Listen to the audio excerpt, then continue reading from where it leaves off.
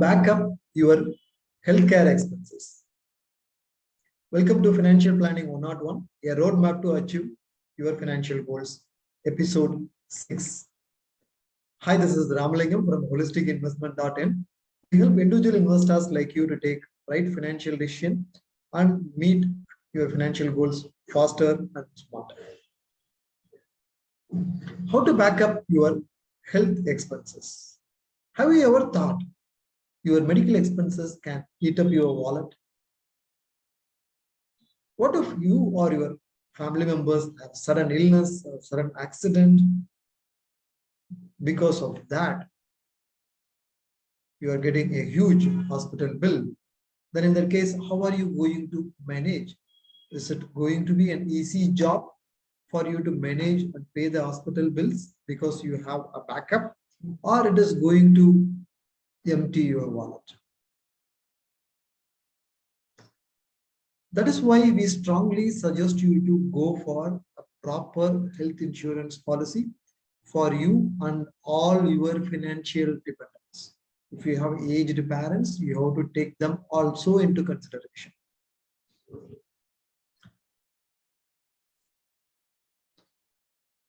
When I say cover yourself against any health issues, health crisis, go for health insurance policy, the immediate question I get from my clients is, I already have an employer provided health insurance policy.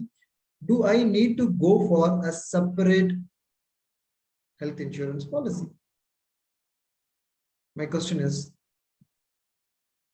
your question is valid. However, the answer is yes, you need to go for a separate health insurance policy, even if you have employer provided health insurance. Why? Why do I say so? It is very simple. When you are about to retire, when you are retiring, your employer provided health insurance policy will not cover you. So you need to go for a separate health insurance policy when you are retiring or when you are about to retire.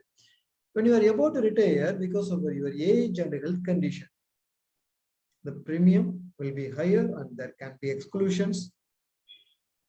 There will be additional waiting period. You will not get 100% cover from day one of your retirement. You may need a 10 lakhs life cover, but now when you are hale and healthy in your 20s, 30s, 40s, you can go for a separate health insurance policy, maybe for a smaller sum insured of 1 lakh. Every year you renew it with some 10-15% increase amount. 3 years before your retirement, you can go for the actual coverage amount. This way you will have a proper track record, waiting period, everything will be over. From day one, you will have 100% of your health claims covered. There will not be any exclusions. That is why I strongly suggest you to go for a separate health insurance coverage in addition to employer provider. This is an important question. How much health coverage should you need?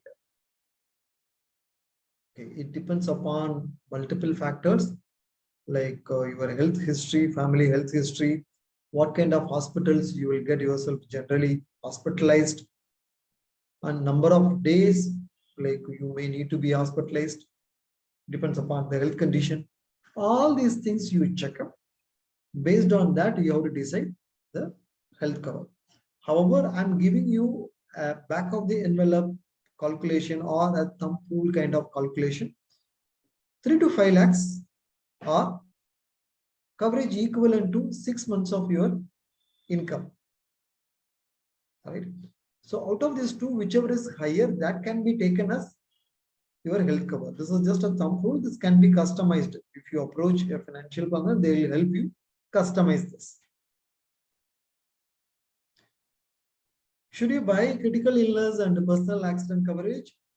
If you are traveling too much and there is a possibility for accidents, probability seems to be higher, then in that case, accidental cover is needed.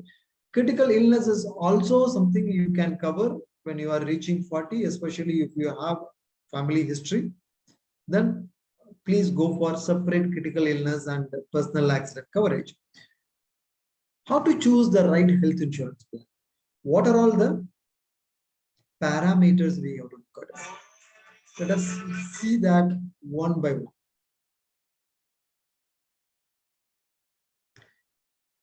There is a concept called co-pay, means when you are paying, when you are getting the claim, insurance company will pay some percentage like 70%, 80%, balance 20% you have to pay from your pocket. This parameter is called co-pay. Go for insurance policies without any co-pay option. That means 100% should be paid by the insurance company, not a portion by yourself. Avoid such an insurance policy. What is the second important point which you have to look at in your health insurance policy proposal before you take? What is the pre-existing disease coverage? After they understand what are all the pre-existing diseases you have before taking the policy, how long you have to wait to cover?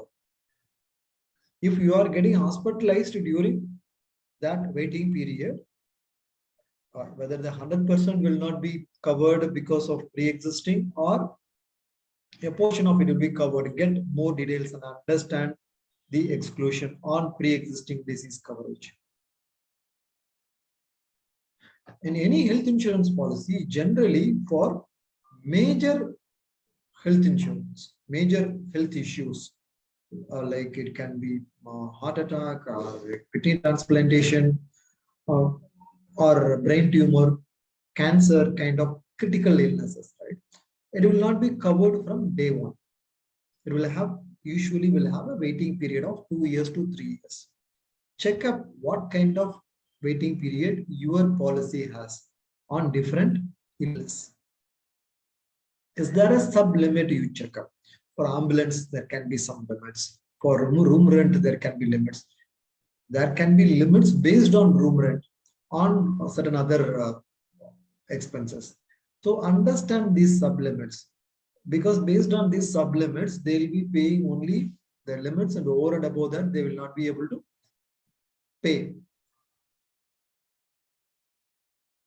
Is there any exclusions and exceptions? Generally, any disposable things which they are buying, like gloves and a few other things, that will not be covered. Like this, is there any other exceptions or exclusions given in your health insurance policy? Also, they'll say up to first 5,000 rupees we will not pay any claim. Over and above 5,000 only we pay claim. Like that, there can be conditions. Just understand what is those exceptions and exclusions. Pre-hospitalization and post-hospitalization insurance cover and terms and conditions you need to understand in detail. This plays an important role. We don't get hospitalized straight away in most of the cases. People generally go for as an outpatient treatment. Then they ask you to do some tests. After the scan and other tests, they'll ask you to get hospitalized. So there may be a 1 week of treatment and laboratory bills which are there with you.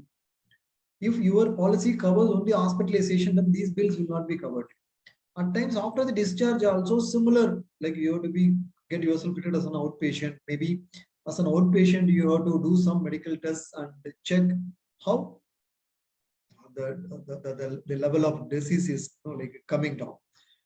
To check all these things, you have to incur pre-hospitalization expenses and post-hospitalization expenses. Whether these things are covered, if they are covered, to what extent, what are the terms and conditions? You need to be aware.